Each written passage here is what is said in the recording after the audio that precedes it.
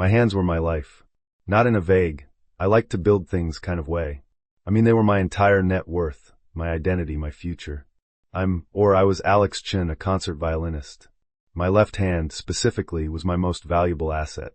The fingers that knew how to fly across the fingerboard with a precision most people couldn't manage with a computer. That hand was $1 million piece of equipment. And I broke it slipping on a patch of black ice outside a damn coffee shop. It wasn't a clean break. It was a shatter. A complex, multi-fragment fracture of the distal radius and 2 metacarpals. My surgeon, a woman with the steady hands of a god and the bedside manner of a DMV employee, had pieced me back together with a plate, 9 screws, and a grim prognosis. The surgery was a success, Alex, she'd said, looking at my post-op x-rays. But the recovery, that's all physical therapy. You've got a long, hard road. I'm sending you to the best. Don't piss him off. The best was a guy named Cole.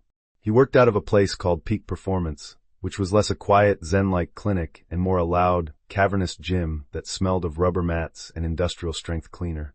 My first clue should have been that his other clients were all college linebackers and MMA fighters.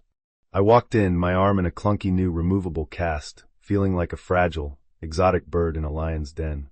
I found Cole in the back, forcing a 250-pound guy with a reconstructed knee to do one-legged squats. Cole was a lot. He was built like a small tank, with thick, tattooed arms and a no-nonsense buzz cut.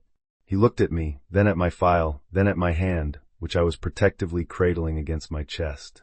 Alex Chun, he grunted, wiping his hands on a towel. Violinist. Right. Let's see it. I reluctantly held out my arm. He took my hand in his. His hands were huge, rough, and calloused. I flinched, my entire body tensing up. It's not gonna shatter, princess, he said, his voice flat. He began to move my fingers, a tiny millimeter-by-millimeter flexion. It was agony. Not just pain, but a deep, sickening wrong feeling. My muscles, my tendons, they were all frozen, encased in scar tissue. I can't, I gasped, pulling my hand back. You can, he said, his eyes void of any sympathy. And you will. Your problem isn't the bone. It's the scar tissue. If we don't break it up now, you'll never get your full range of motion back. You'll be lucky to hold a fork, much less a Stradivarius. I hated him. I hated his bluntness, his lack of respect for my art. He was a brute. He treated my hand like a broken pulley system, a piece of meat to be manhandled. You don't understand, I hissed, my voice shaking with a mix of pain and rage. This isn't a knee. This is my life. The precision I need. You know what I understand, he said, cutting me off. He picked up a small 1-pound dumbbell. This is a bicep. This is a tricep. And this, he said, gently but firmly taking my injured hand again, is a complex system of extensors, flexors, and carpals. It's a machine. And it's broken. My job is to fix it. Your job is to shut up and do the work. We clear? My therapy was a new kind of hell. 3 times a week. He'd strap my arm into a terrifying-looking machine that would bend my wrist, stretching the scar tissue until tears streamed down my face. He'd make me pick up marbles. He'd make me squeeze therapy putty that felt like wet concrete. He was relentless, a cold, clinical taskmaster. More, he'd say as I tried to turn a small, weighted rod. Don't favor it. It hurts. I'd snap. Good. It's supposed to. Pain is just a signal. It means the tissue is changing. Do it again. I was making no progress. My hand was a stiff, swollen claw. I couldn't even make a fist, let alone dream of the micro-movements needed for a vibrato. My career was over, and this tattooed meathead was the one hammering the nails into the coffin. About a month into this torture, I was at my breaking point. I was sitting at the therapy table, failing to stack a set of plastic cones. My frustration was so thick it was choking me. I'm done, I said, standing up. This is pointless. You're ruining me. Sit down, Alex. No, you're just a jock. You don't get it. You're re-injuring me. I'm not, he said, his voice dangerously quiet. You are. You're fighting me. You're so terrified of the pain that your whole arm is one giant knot. You're guarding it so much, you're not letting it heal. You're the one strangling it. I just stared at him, my breathing ragged. He sighed, running a hand over his face. Look, I know this sucks. I know you're scared. But you have 2 choices. You can quit, go home, and your hand will be a stiff, useless claw for the rest of your life. Or, you can trust me for 5 damn minutes, breathe through the pain, and actually do the work. Your call. He walked away, leaving me alone in the middle of the gym. I was furious, but a small, terrifying part of me knew he was right. I was so scared of the pain, so scared of this new, broken version of my hand, that I couldn't let it heal. I went back to the table. I sat down, and I started trying to stack the stupid cones. Things didn't get better overnight, but my attitude changed. I stopped fighting him and started fighting the injury. I started breathing through the pain, like he'd said. I started treating it like a problem to be solved, not a tragedy to be mourned. And Cole, he changed too. When I stopped being an arrogant ass, he stopped being a drill sergeant. He was still tough, but there was a new layer of support. Good, he'd nod, as I finally managed to turn the wrist rod a full 90 degrees. See? The tissue is listening. One Friday, I was the last appointment of the day. We'd had a brutal session, really pushing the flexion. My hand was throbbing, a deep, fiery ache. You're done, he said, packing up. Go home. I said. Elevate it. Don't be a hero. Hey, I said, the words coming out before I could stop them. Can I just stay here for a bit? Just to use the putty? While I'm still warm. Cole looked at me, a long, appraising look. He knew I was lying.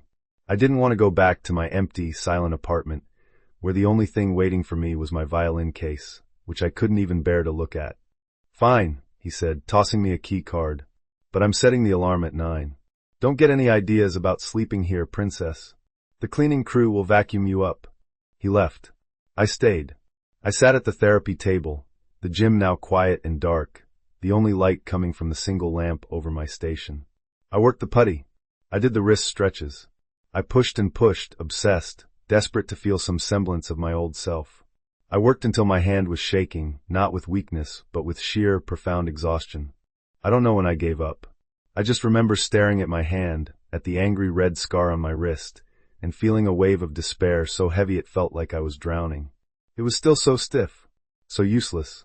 I put my head down on the blue vinyl of the therapy table, just for a second. I woke up to a soft clinking sound. I blinked, my cheek stuck to the vinyl. My neck was cramped. The light was still on. I sat up, disoriented, and saw Cole. He was standing by the door, holding his keys. He hadn't just come back to set the alarm. He'd come back to check on me. It was almost 10 o'clock. I was mortified. I had been asleep, drooling, on his therapy table. I'm sorry. I lost track of time. He didn't say anything. He just walked over, his expression unreadable. I braced myself for a sarcastic comment, but he didn't look at my face.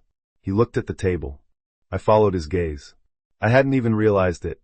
While I'd been asleep, my head on my arms, my injured hand, the one I'd been guarding like a dragon's treasure for 2 months, was just resting. It was lying palm up on the table, completely relaxed, completely vulnerable, right next to my head. I had, unconsciously, given up guarding it. I had trusted the space. I had trusted him. When I looked back at his face, his expression was soft. The tough guy mask was gone. He looked at my exposed, relaxed hand, and then at me, and he understood. He understood everything. It's okay, Alex, he said, his voice a low, gentle rumble that was nothing like his gym voice. You're exhausted. You did enough. He grabbed a clean hoodie from his locker in the back and gently draped it over my shoulders. I was just in a t-shirt, and the gym was cold.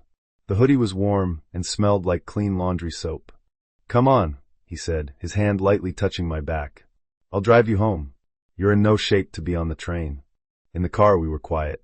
It wasn't an awkward quiet. It was a comfortable, exhausted, post-battle silence.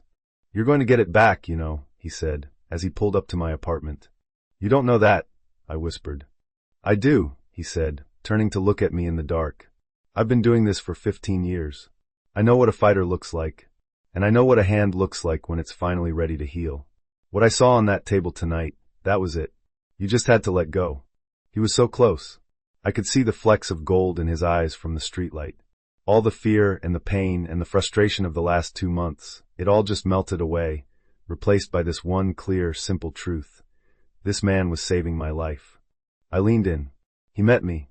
The kiss was hesitant and a little clumsy, and it was the most real, solid thing I had felt in months. His lips were firm, and he tasted faintly of coffee. It wasn't a kiss of passion, not yet. It was a kiss of gratitude, of trust.